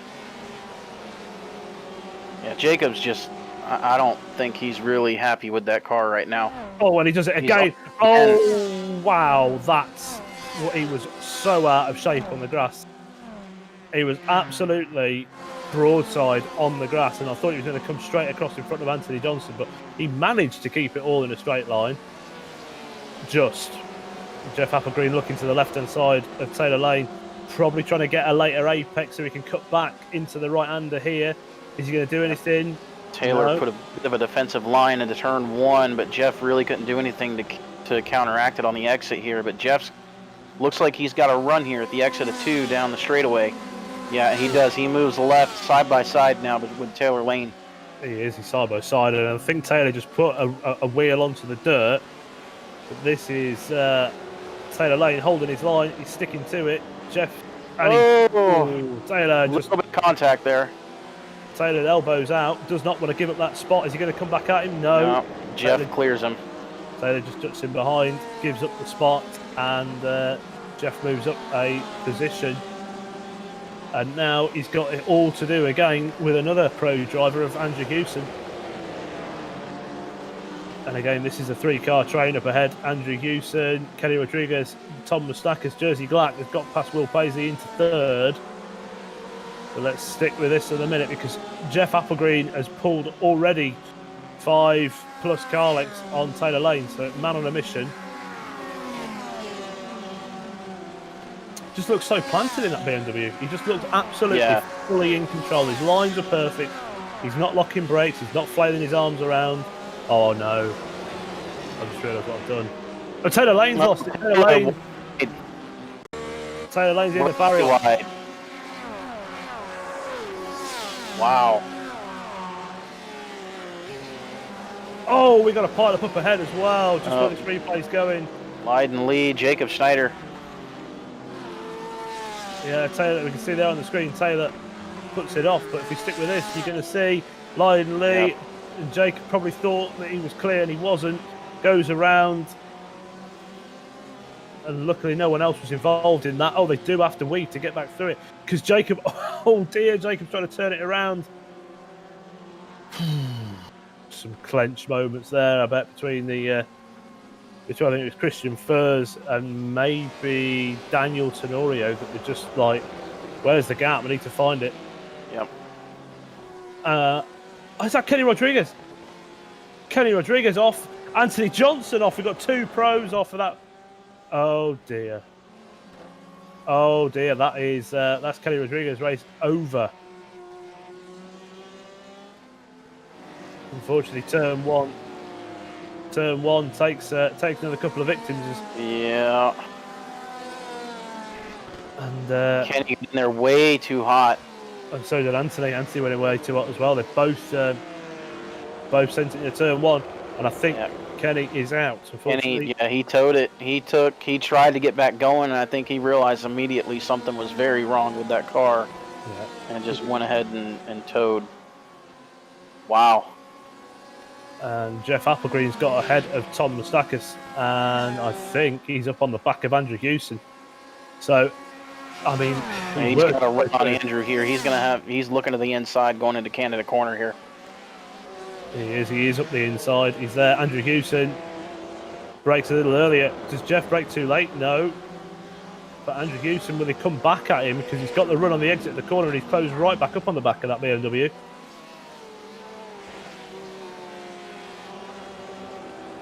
No, he keeps it planted. He's just so smooth. Look at, he's just absolutely in full control of that car today. Really enjoying driving around there. I think he just looks fully in control of it. We are halfway done, halfway to the end of this race, and now it's going to be a catching battle. Are they going to be able to? I don't know. I don't know if Jeff's going to have enough time here to catch Louis. I don't think. I think Louis. He's pretty well gone. Yeah, he's done what Jeff did in race 1. Obviously, these guys have had to fight their way through and stuff. Let's just have a quick look at lap times. Mind you, in saying that, I guess Louis is massively locking up the brakes into that left-hander. So he's doing okay. I mean, last lap time from Louis, we see a big difference there. 6 seconds.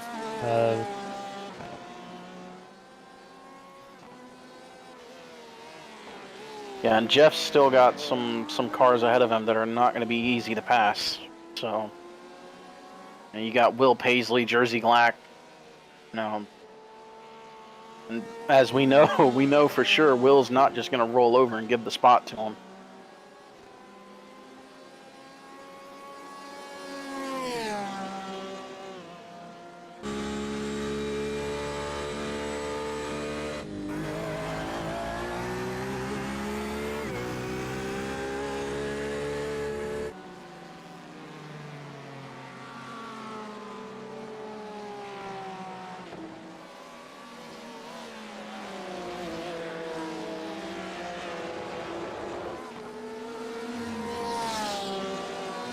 So it looks like everything getting a little bit spaced out here now.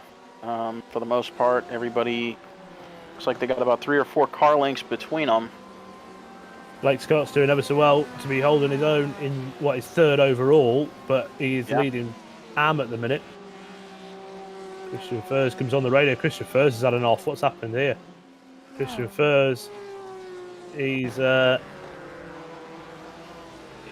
put, oh dear, Christian, not his day at all. He's had an absolute nightmare of a day, and puts 2 wheels on the gravel, nose it into the barrier. Is it crabbing? Is his suspension straight? Front of it's all a bit smashed in, and now that puts him into the path of Jacob Schneider, who's going to be recovering drive. And Jacob's got a clean car. Christian's got a, shall we say, slightly damaged car. So. Yeah, that was heavy contact with the barrier that Christian made there, so would not be surprised if that suspension or the steering is just a little bit messed up on that car as he runs wide at the exit of 2. Now Jacob's got a run here, looking up the outside of him. Yeah, well, this is because Jacob noses his way to the inside now. Yeah. Oh, Christian doesn't give him an inch. Possibly a little bit of contact there. Christian stays with him. Christian does not want to give up this spot. Stays with him. They side by side up to here. Christian, get off the grass, mate. You're going to ruin your day even more if you're doing stuff like that. And Jacob kicks up the dirt on the exit of that. He takes it into the kink. All fine through there. See Mark Scott in the background. And Jacob's run himself off the course. Jacob's in the gravel. Christian off up the road. Thank you very much. I'll have that one back, mate. Oh dear. So while we're watching that, Jeff Applegren closing in on the back of Will Paisley here, about 5 or 6 car lengths between them. Well, he's took 2 seconds out of Louis because the gap was over 12 seconds to leader. Blake Scott runs wide at the exit of the last corner here. Just talking about how well he was doing, and he blew the corner. That was my fault. I'm sorry, Blake. I said how well you were doing, and then you go and do something like that. It's not your fault. It's 100% mine. I shouldn't have said anything. But he's still... is he Michael Kaluga? Where's Michael Kaluga? Michael Kaluga's the next car back to him. So we could see a shift about for the win of Am, potentially, if Michael can get his toe down and get up onto the back of him. But he loses track position to Anthony Johnson there. Michael's still got a little bit of a ways to go here to get up to the back of Blake. Yeah, let's just have a little look at race pace of Blake. Race pace of Blake's 2:02.7, 2:02.8, 2:03 dead, 2:05. What is Michael Kaluga doing? 2:03.1. So yeah, race pace of Michael is definitely... And Jeff is there. He's all over the back of Will Paisley now. He is. So let's see what Jeff can do with Will. And he does probably want to get by him as quick as possible if he's going to have any chance of getting any more positions, because Jersey Glack is another sort of 3 or 4 seconds up the road. Jeff Applegreen will get in the slipstream here. Is he going to have anything as he comes onto the kink? I would think that BMW could take it quite a bit better than the Porsche. It looks like he does close up just a little bit on Will there. Not close enough yet, but he is right there. One little slip by Will is all it's going to take. And Will, as I say that, Will puts a wheel off just slightly. Will does.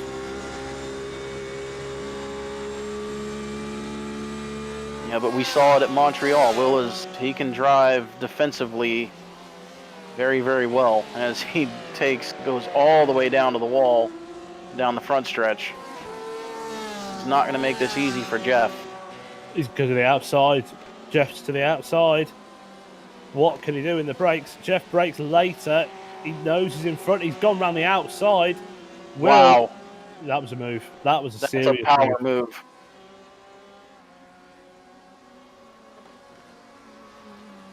That was a serious move. Well done, Jeff. That's probably the best bit of driving that I've seen in this race so far. Just goes round the outside. Absolutely planted. No wiggles, no understeer, no locking of brakes, anything. Jeff Applegreen, one of the star drivers of this series, and really showing his worth there. Well, Basie just blows up on him going into the left-hander, but it's got nothing for him. And with only a few minutes left in the race, I don't think Jeff's going to have anything to get on the back of Jersey. There's over 5 seconds between the two. Yeah, and unfortunately, Jeff would have lost quite a bit of time last lap and this lap while he's been battling Will. Now, last lap for Jersey Black was a 2:01.4, and while these guys were back here battling, Jeff ran a 2:02.009, so at least about 6, almost 7/10 lost there, just in that last lap alone. Well, I don't think Jersey's going to have any eyes on Louis, with the gap being 7 seconds, but Jeff will have eyes on Jersey. So, yeah. And it's that thing when you see your competitor up the road, when you see in that distance, you can see him, does always make you go that a little bit quicker. Mm-hmm.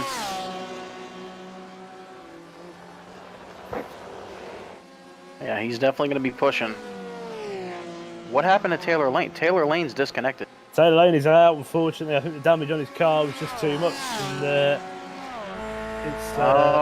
yep. He's all done. All finished. But we've got a change here. Michael Kaluga has got ahead of Blake Scott. Has Blake Scott just had another? What's happened to Blake? Did he have an off somewhere? He had to have. Yeah, he must have had an off somewhere. Let's just see if I can see what happened. Where was it?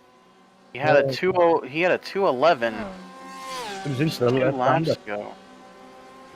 It was into the left-hander. It locks up the brakes, gets off the brakes, runs wide, and just allows Michael Kaluga at the inside. Mistake from Blake Scott could have cost him the win. Blake Scott does have more pace than that Corvette.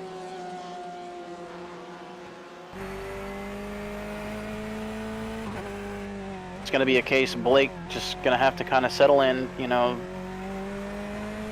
get the nerves settled. Don't overdrive the car. He knows he's faster. He just has to drive within the limits of his abilities and the cars. Well, you can see, of course, we've got Daniel Tenorio right up on the back of these two as well, so we could see a massive shift around for the AM win here. But Daniel does have some damage to the front left of that car, and I think he took that on the start. That was from the very start of the race. Yeah, and we had someone go 3 wide up the hill at the start. Blake struggling under the brakes of that car. You can see it squirming around and moving all over the place. Blake!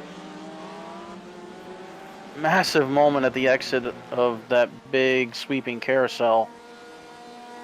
Put the left rear tire just on the grass just a little bit, but was able to keep it going straight. That's backed him right up into Daniel Tenorio now. And again, moving around under brakes. He's not happy with the braking in that Porsche at all. That car looks really unsettled right now.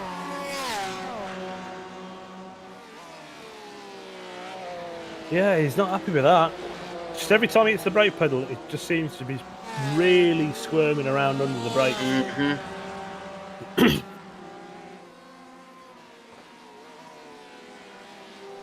You can see across the start-finish line. That's that from Blake Scott, 2:02.4. Daniel was a 2:02.4. Sorry, 2:02.6 for Blake Scott, 2:02.7 for Michael Kaluga, and a 2:02.4 for Daniel Tenorio. So 0.3 of a second separate these guys on their previous lap times. Yep, and Daniel looks like he's going to have about 2 laps here possibly to get things done, maybe a third. Because we got about 4.5 minutes left in the race session. So he's got time, and he is all over the back of Blake Scott now.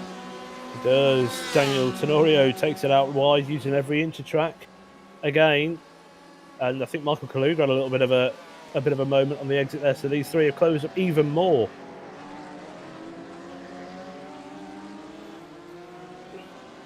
So 2, maybe 3 laps left.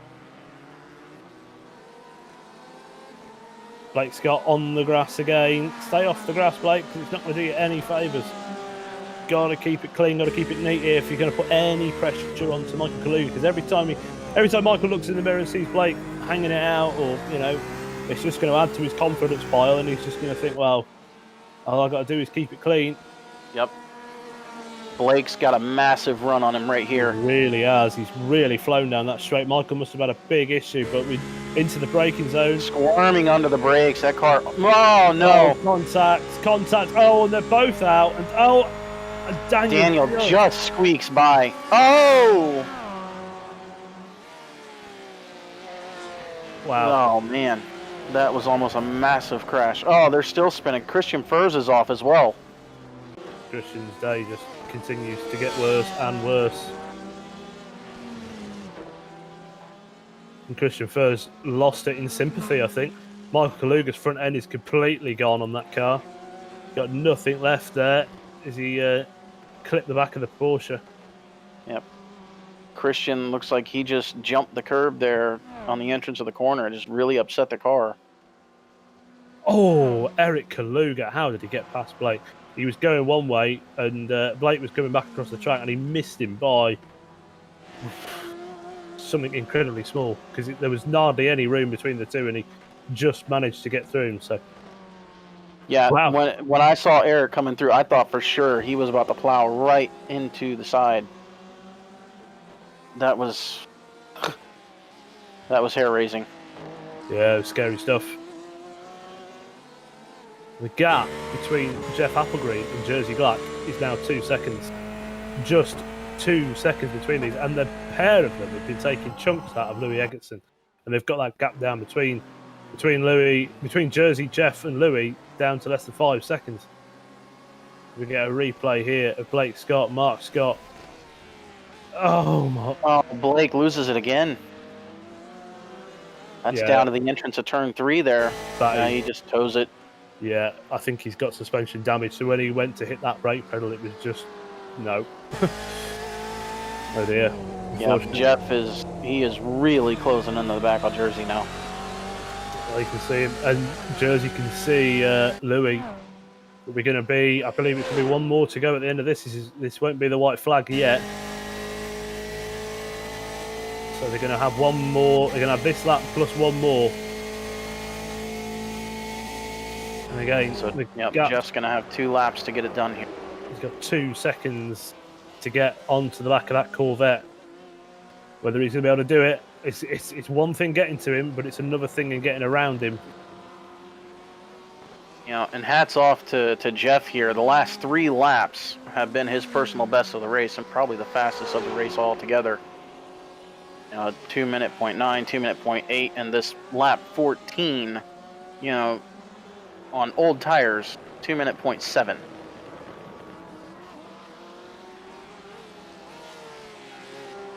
So he is absolutely pushing. He's going for all that BMW is worth.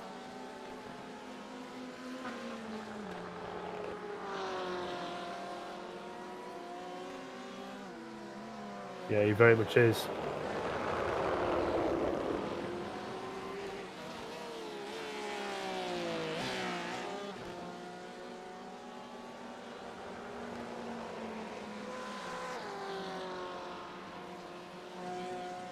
Well, this has been... Are we coming to the checkers? I think we are. I think this is it. This is the checkered flag. So Louis Eggertson. Oh, wow. So that was the white flag lap. Forgive us. I thought that was good. I thought that was going to be one more, but this was the white flag. And Louis Eggertson is in his debut race with the RSI American GTE Series. Looks like he's going to take the win. Yeah.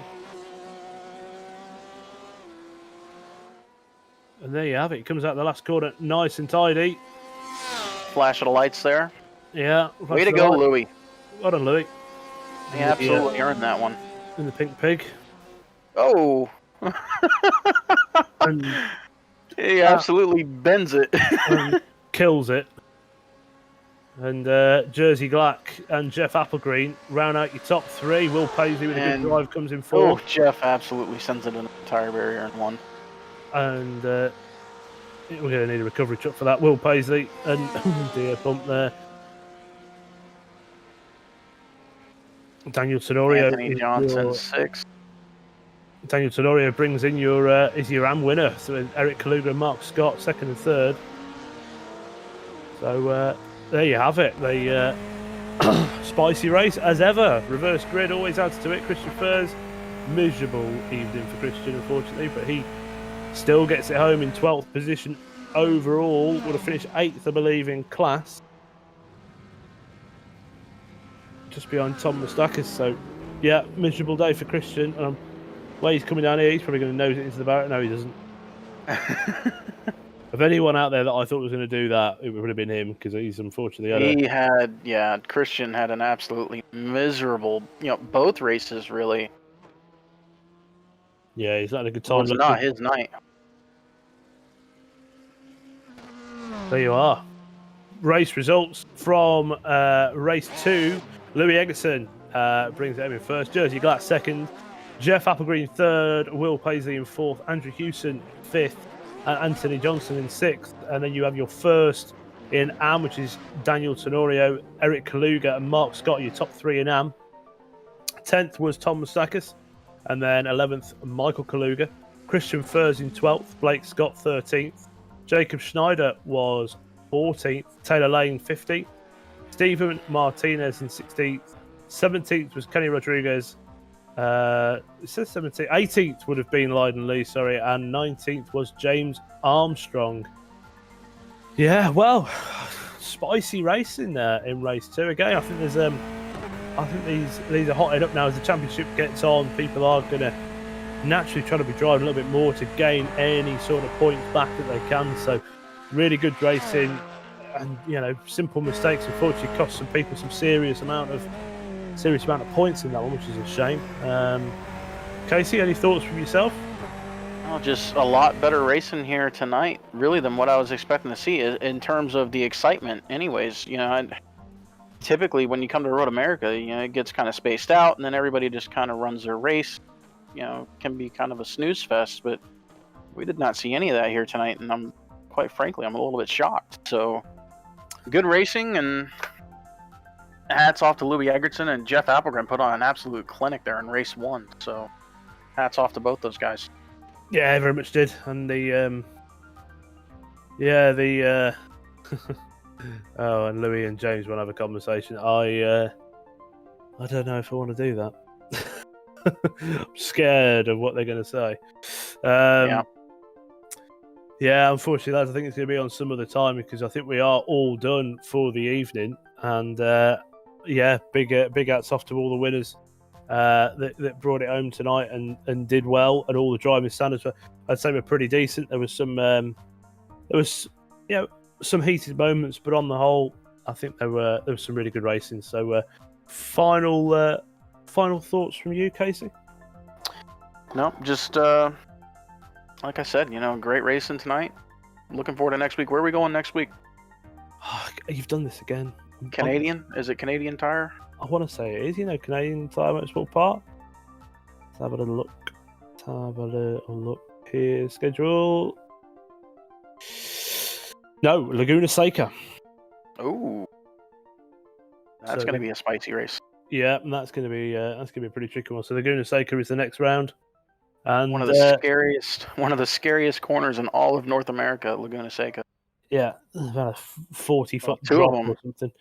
Yeah, you got the kink leading up to the corkscrew, and then you got the corkscrew itself. So two of the scariest corners in all of North American road racing. That is a very unforgiving track, because its barriers are quite tight to everything, and